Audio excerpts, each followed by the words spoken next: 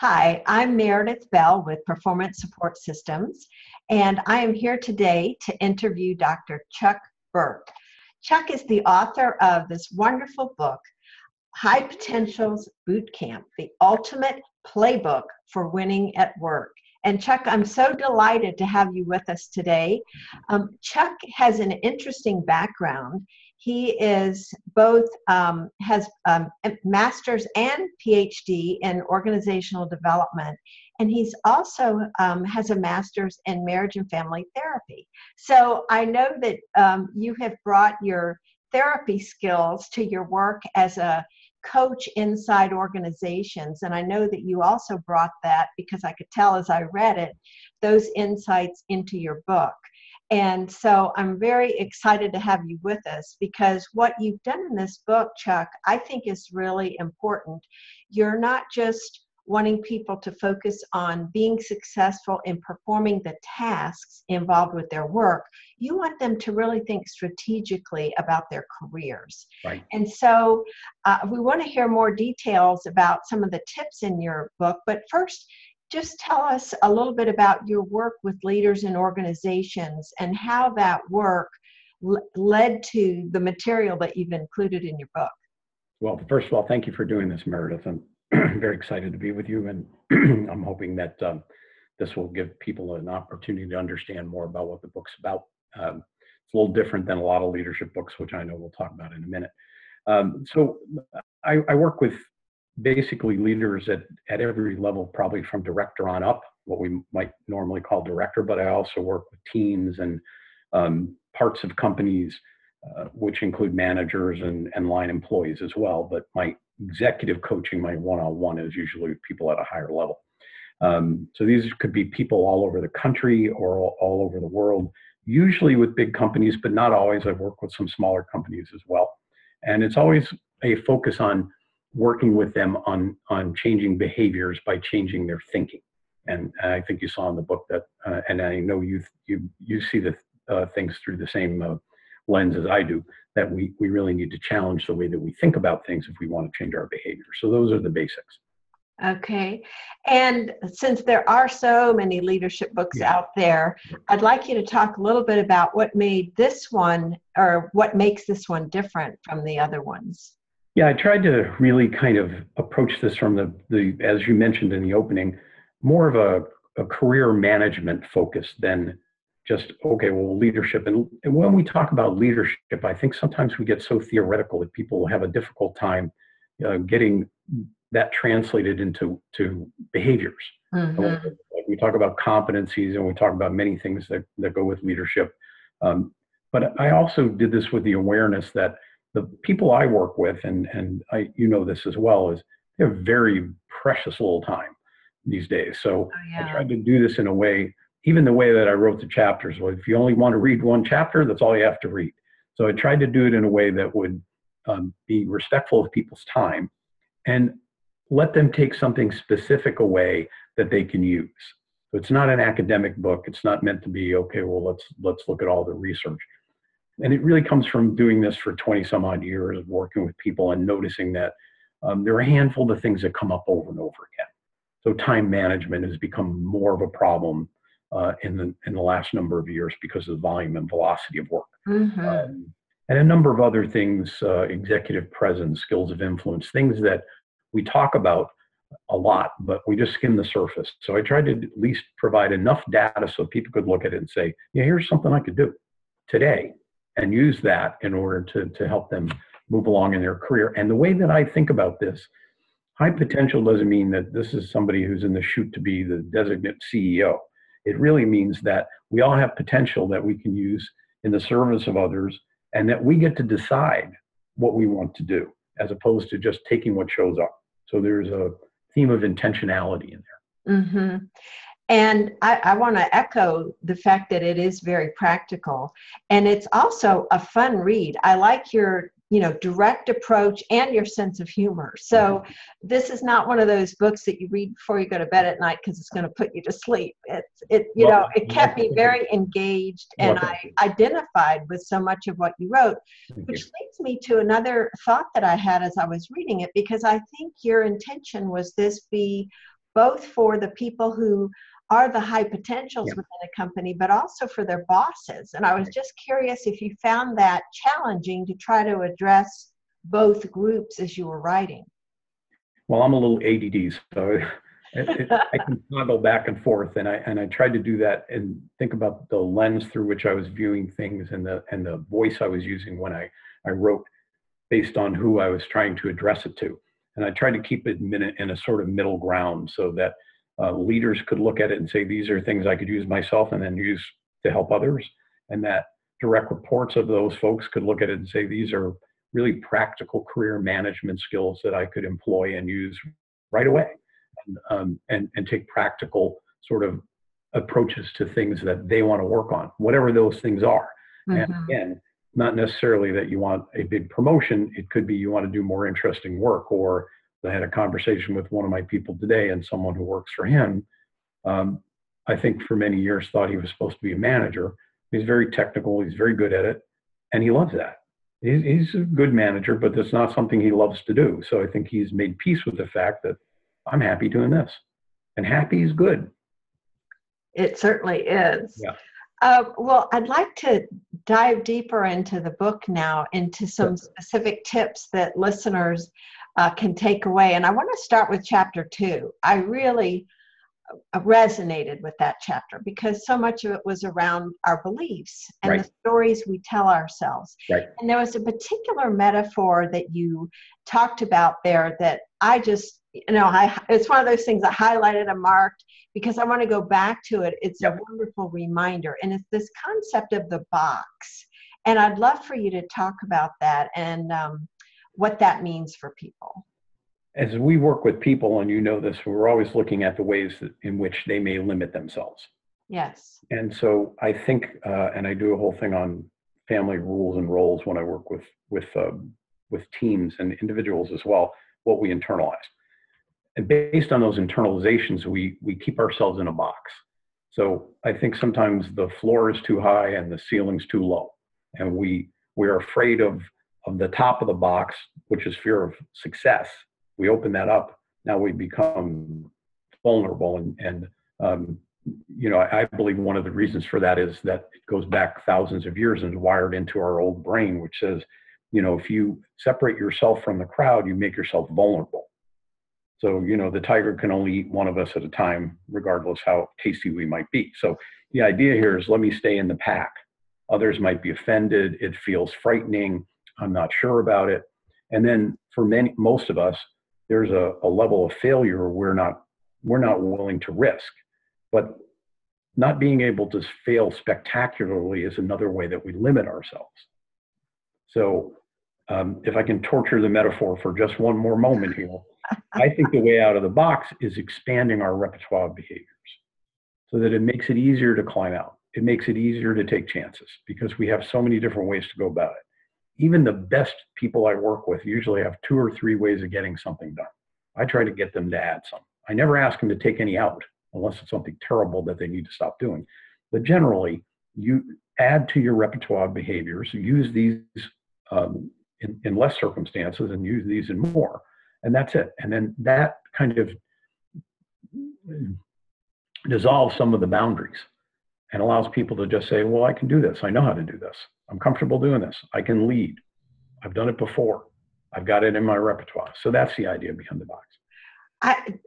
What I love about that is it just raised once again the awareness of the fact that we put these sides, tops, and bottoms on our boxes. So we do. Nobody else did it. We did it ourselves. That's right. With the stories we tell ourselves. And to me, that chapter alone was worth, the investment in thinking about how do I need to rethink about myself. Yeah. And, to me, a good test of a book is how much do I think about this once I'm away from the book and actually working? Do some of these core principles and ideas or strategies stay with me? And that to me is a wonderful strength of your book, is because that really is, the impact that it had on me. That's mine.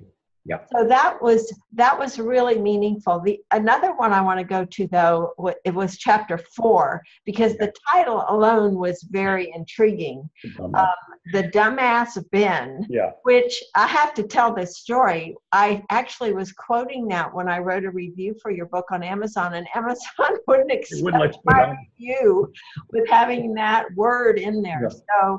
So pretty remarkable with all the things they have on Amazon that they got upset about that. I know. Well, yeah. But the point is, it was an attention-grabbing title, and I was, of course, curious to find out what the heck do you mean by that, and it was quite an interesting story behind that phrase. So I would love for you to tell the story about that. I'd be happy to, because it's one of my favorites. It just made me laugh.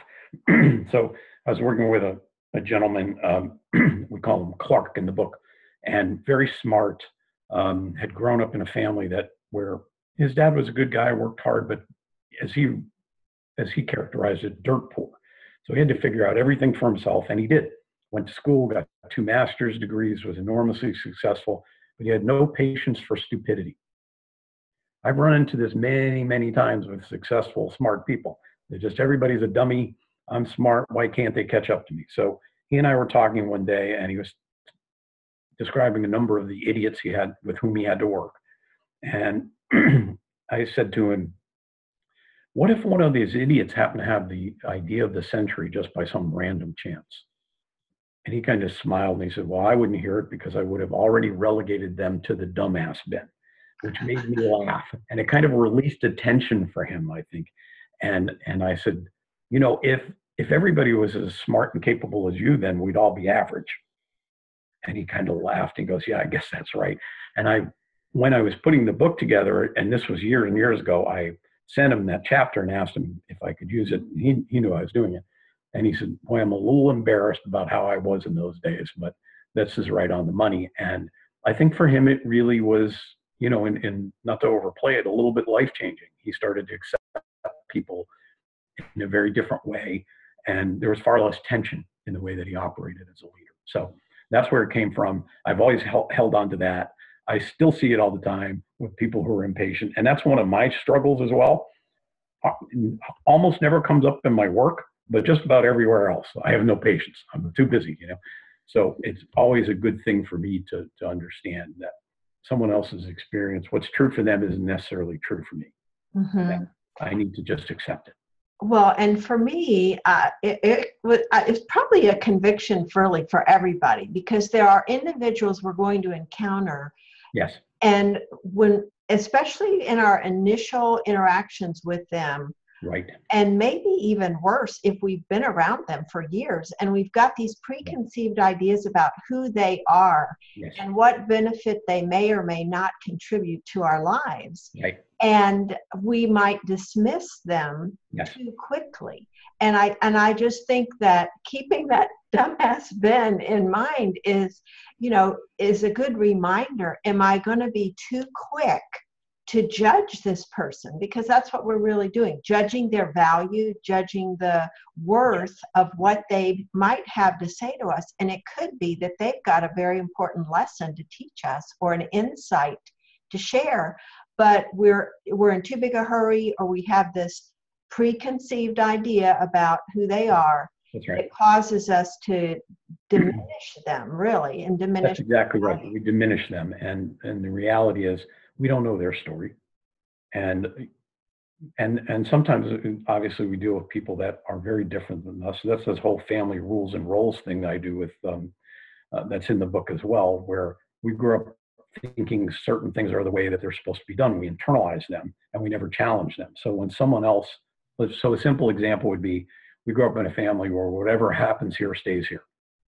Then we run into somebody in the workplace who their family rule was, if it happened, we should tell everybody. So now we think, what is wrong with this person? This guy's a cold fish.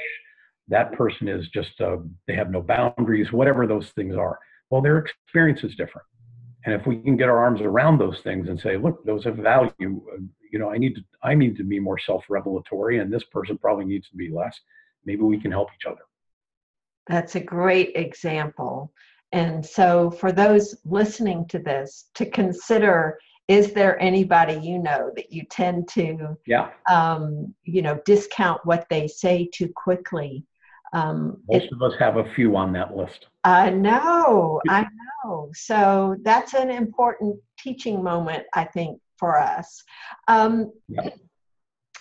The other thing that struck me for high potentials was in chapter 8, you devoted a pretty good amount of time to this whole idea of executive presence, which is a popular term these days. And I'm glad you addressed it. And I think you did an excellent job of really defining what it is and how someone can be assertive in the right way so that they get noticed and yet they don't come across as too aggressive.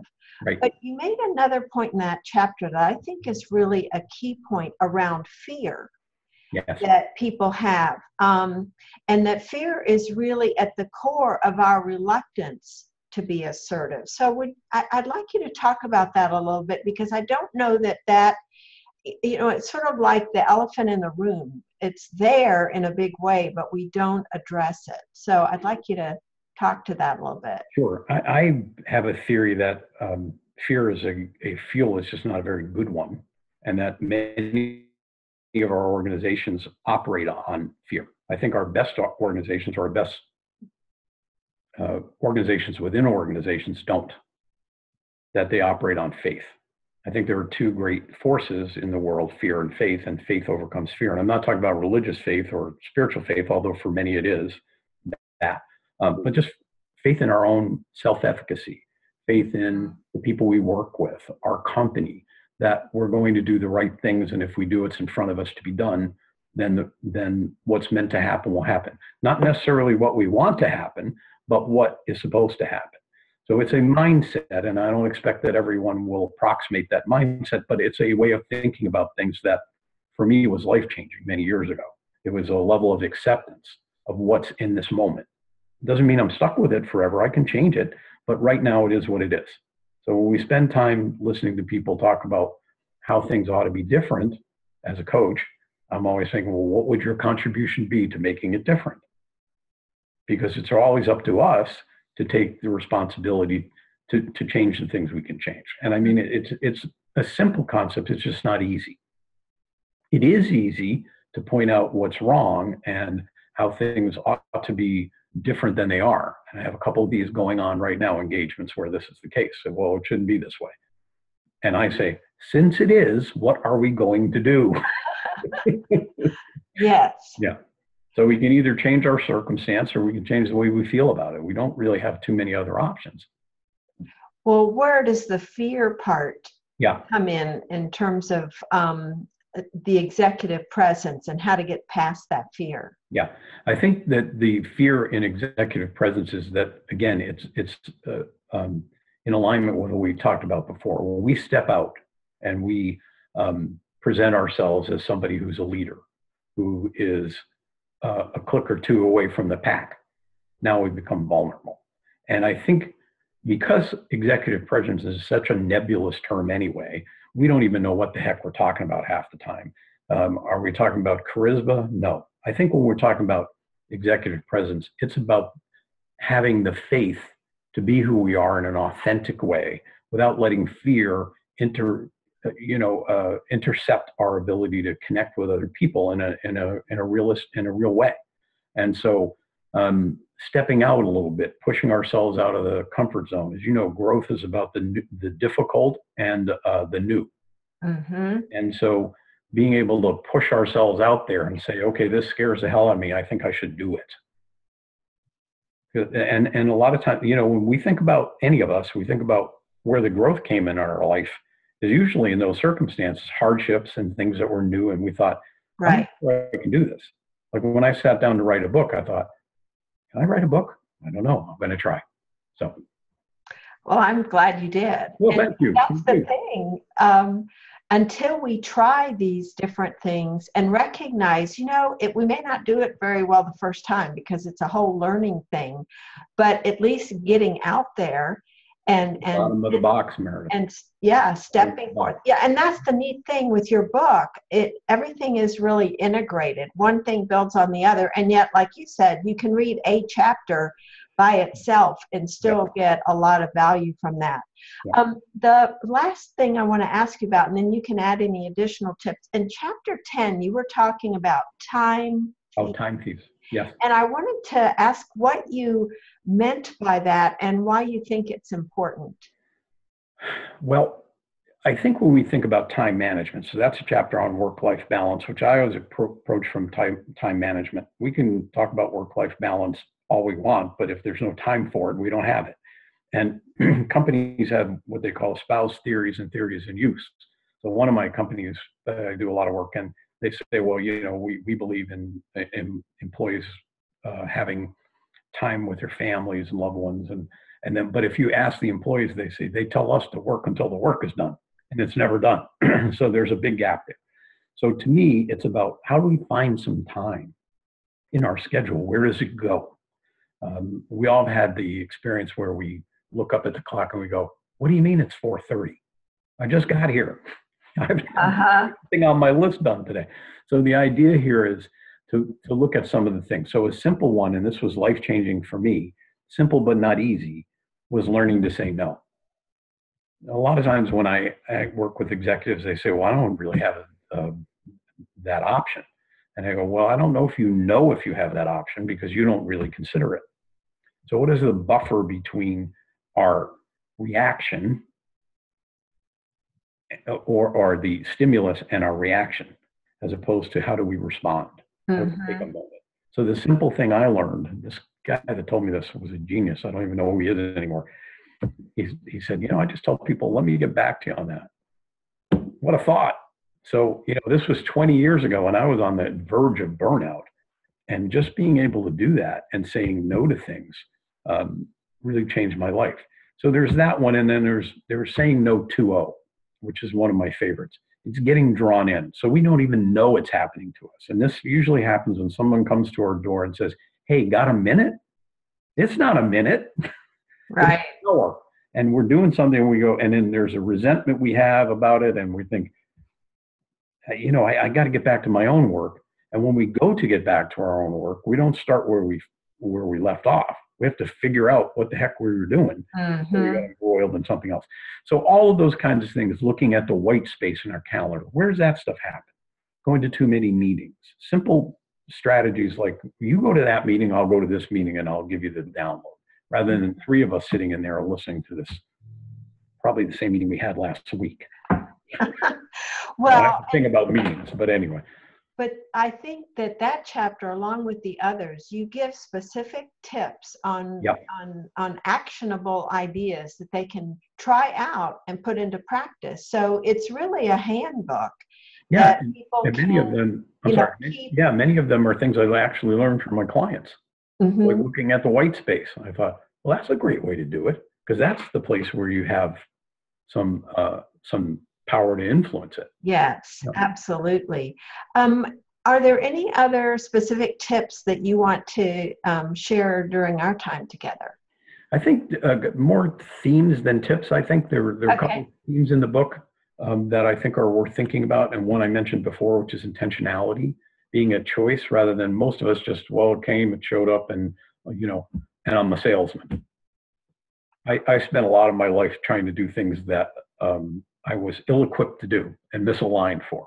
My life changed when I became a little more intentional about getting into a field that was meaningful to me and for which I had some ability and talent. So to me, that's a big one, is personal aspect to that as well. And then I think one of the things that I see with successful people all the time is a tendency to be really hard on themselves. Harsh self-judgment. Now, many of us think, well, that's why I'm good. And I think we're good despite that, not because of it. That we can do the same things with a different kind of energy if we give ourselves a break. Maybe see things in ourselves the way we would see them with someone else we loved and cared about. A little more gentle kind of self-judgment. Yes. Which, I think is a big thing. And then, again, this idea of being in control of our career, being a choice, and not just with the things we do and say no to, but also with the direction we want to head. and what is it that we want for our lives. So what do we want more of? And what do we want less of? And making a plan to have those things happen and take action. Because if we let it, the tasks that we have to do, and this is just work, we're not even talking about all the things we have to do at home, those things will fill up every crack in our life. Mm-hmm. And then we're just in reaction all the time. And then we wonder why at some point we go, I don't think I can get up today, you know? And so it's really, to me, a very different approach to life that I hope people see in the book, that as a possibility for them, so that they can choose to do the things that they want to do. We spend so much time at work now. Are we doing the things that fill us up and allow us to use our gifts in the service of others? And so those are the themes, some of the themes. Anyway. Well, I love that. And I love that we're concluding with that. The whole idea of being of service to others, but also of service to ourselves. Absolutely. And I think that really is an overarching theme for anyone that's eager to, I guess, self-actualize. Yeah, that's right. And whether that means moving up the corporate ladder or just being the best version of yourself that's possible. I really encourage you to get this book. And while I'm holding it up, Chuck, tell us where people can get the book and where they can get in touch with you and connect with you. Yep. Amazon.com. Mm-hmm. The book is available on Amazon.com.